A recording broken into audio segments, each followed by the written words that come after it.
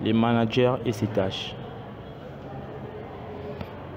Pour Mintzberg, le manager n'a pas de tâches routinières à exécuter. Selon sa position dans l'organisation, il dispose d'une autorité nécessaire et des moyens appropriés pour organiser le travail et coordonner les actions individuelles. Stratégiquement ou opérationnellement, il assure la gestion de l'information au sein de l'organisation, mais aussi la gestion d'équipe et du changement.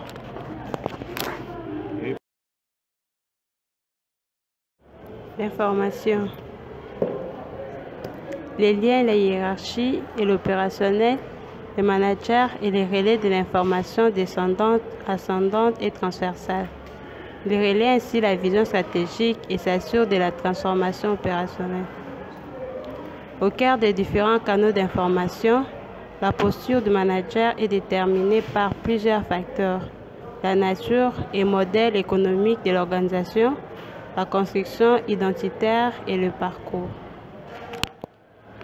Cette posture vient déterminer son degré de coopération et d'engagement auprès de chaque chapitre.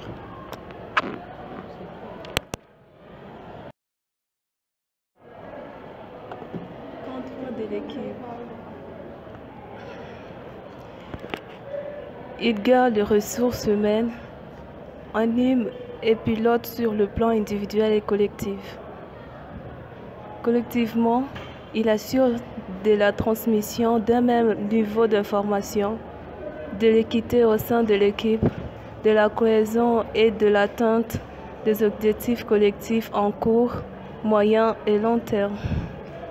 Individuellement, il fixe des objectifs à atteindre, délègue, contrôle, coach, remotive, négocie et sanctionne positivement ou négativement ses agents.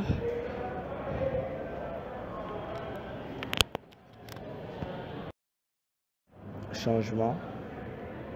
Dans la généralisation des projets transfise qui mobilisent et mêlent de métiers, cultures et procès différents. Dans l'utilisation des systèmes d'information de plus en plus performantes qui fluidifient les échanges et la remontée d'indicateurs. Dans la place prépondérante de la relation client interne et externe qui modifie le modèle de communication et de marketing des ressources humaines. Dans le déploiement de nouveaux modèles d'entreprise et de nouvelles stratégies liées à l'Internet et aux nouvelles technologies. C'est tout. Théorie d'Henri Fayol. Parlant du POCC, Préococo, d'Henri Fayol, on a la planification. Elle consiste à sélectionner les informations et en faire des hypothèses sur l'avenir afin de définir les activités nécessaires pour atteindre les objectifs de l'entreprise, préparer le futur dans le travail d'aujourd'hui.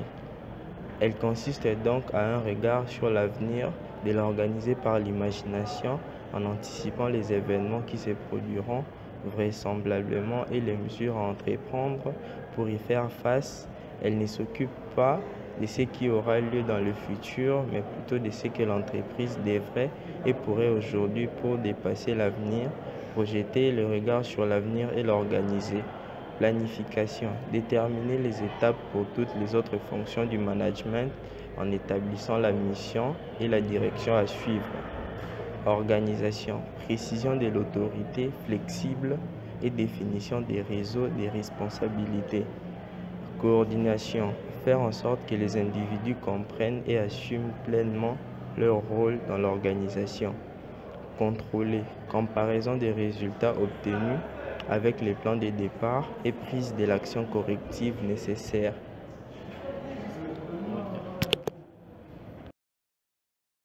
Illustration par un manager. Question. Comment arrive-t-il à transmettre une décision jusqu'au centre opérationnel? Comment arrive-t-il à motiver son équipe? Réponse. Une décision est transmise en deux possibilités, verbales ou par écrit. Pour motiver l'équipe, Ils le font soit verbalement, en montrant aux travailleurs l'intérêt du travail. S'ils travaillent bien, quels sont les avantages ou les inconvénients? Il faut retenir que dans la vie, aucune personne ne préfère les inconvénients.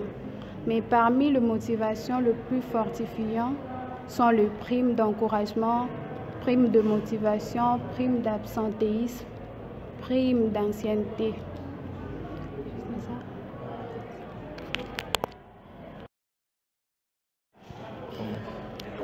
En conclusion, au cours de nos différents entretiens, les changements nous paraissant le plus important dans une organisation d'une entreprise fut le rôle de manager. Avant, ils ne faisaient rien en ressources humaines.